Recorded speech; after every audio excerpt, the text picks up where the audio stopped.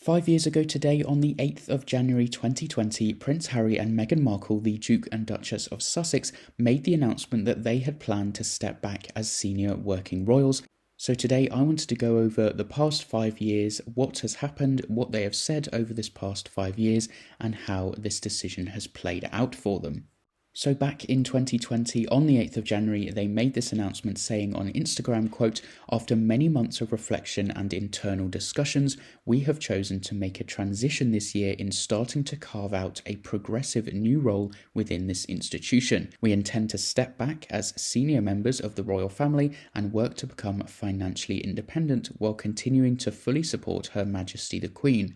It is with your encouragement, particularly over the last few years, that we feel prepared to make this adjustment." Now, of course, this didn't go down too well with many people. Some in America welcomed the move. They ended up moving over to Montecito, California with their son after initially intending to split their time between the UK and North America, saying they would continue to honour our duty to the Queen, the Commonwealth and our patronages. This geographic balance will enable us to raise our son with an appreciation for the royal tradition into which he was born, while also providing our family with the space to focus on the next chapter, including the launch of our new charitable entity. However, that did not come to be the case.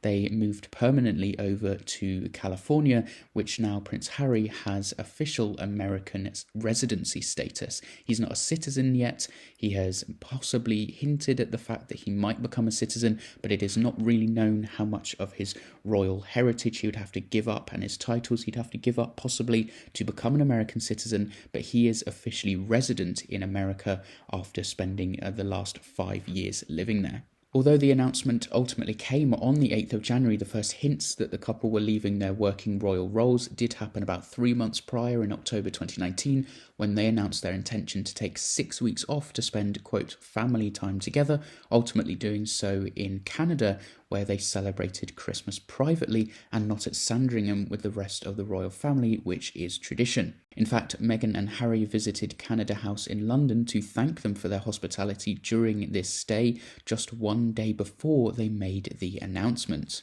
Then, 5 days after the news broke, on the 13th of January 2020, Prince Harry, Prince Charles and Prince William met with the Queen at Sandringham, the late Queen Elizabeth, at Sandringham, where she remained following the Christmas holiday in what has now become known as the Sandringham Summit. After this 90-minute discussion, the Queen released an uncharacteristically emotional statement saying in part, quote, "Today my family had a very constructive discussion on the future of my grandson and his family. My family and I are entirely supportive of Harry and Meghan's desire to create a new life as a young family. Although we would have preferred them to remain full-time working members of the royal family, we respect and understand their wish to live a more independent life as a family while remaining a valued part of my family." Harry and Meghan's exit from royal life officially began on the 31st of March 2020, following a number of engagements that month as the couple wrapped up work with royal patronages and made headlines with appearances at London's Endeavour Fund Awards on the 5th of March, the Mountbatten Festival of Music at the Royal Albert Hall on the 7th of March, and a tense reunion with members of the royal family on the Commonwealth Day service on the 8th of March. And you could see the cracks were beginning to show at this point. Many members of the public and this kind of public opinion had started to shift away from Harry and Meghan, especially towards Meghan Markle, who many people saw as dragging Prince Harry away from his family. And then, of course, in the following years, Meghan Markle did then make a series of claims about the royal family, many of which, in my opinion, are quite outrageous. By early 2021, Buckingham Palace had announced that the Duke and Duchess of Sussex confirmed to Her Majesty the Queen that they would not be returning as working members of the royal family, but by then Meghan and Harry had already settled in the United States in Meghan's home state of California and had purchased the Montecito mansion for $14 million in July 2020, just a few months after that confirmation.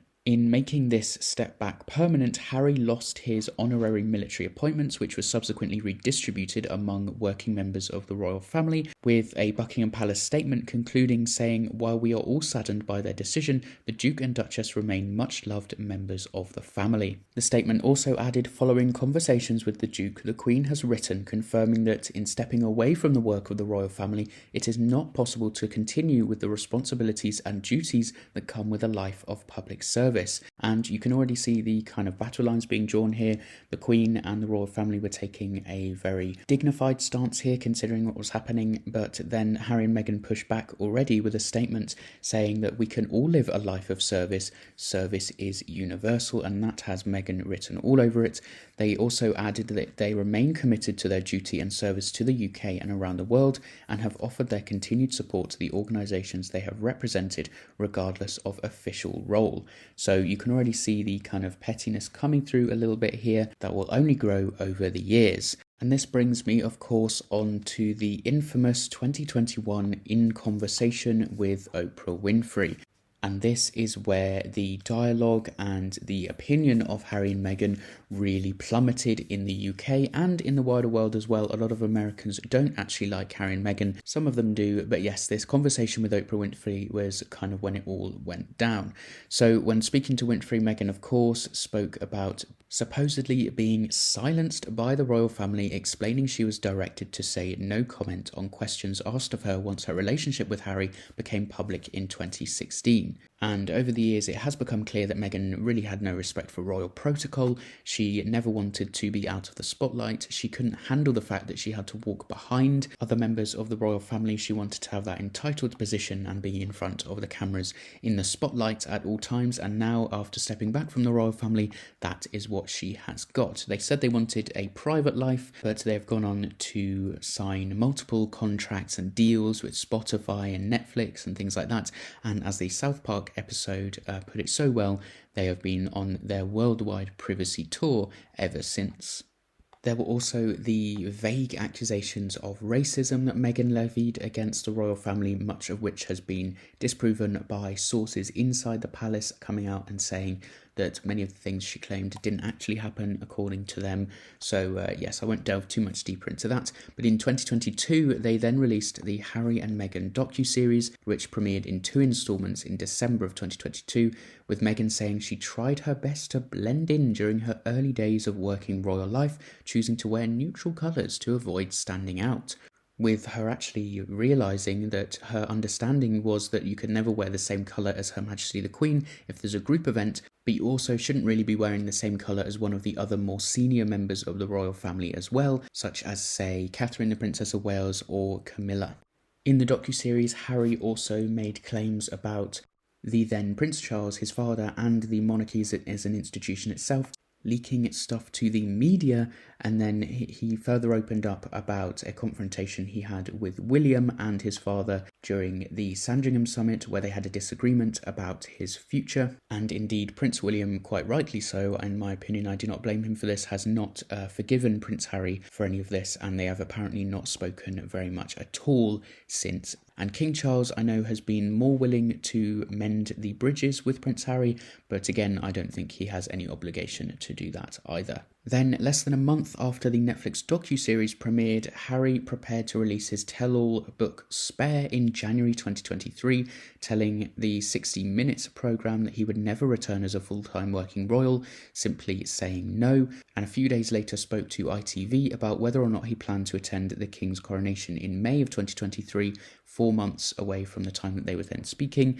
Prince Harry saying, "There's a lot that can happen between now and then, but the door is always open, the ball is in their court, there's a lot to be discussed, and I really hope they're willing to sit down and talk about it." Him, of course, being the one that moved over to the United States, by the way, away from the place that they would possibly sit down and talk about it in his home. They moved to Meghan's home instead of California. But anyway, Harry ultimately did attend the event without Meghan Markle. with a source saying it was such a momentous occasion for King Charles and he would want his son to be at the coronation to witness it. He would like to have Harry back in the family. If they don't sort it out, it will always be part of the king's reign and how he has left his family disjointed.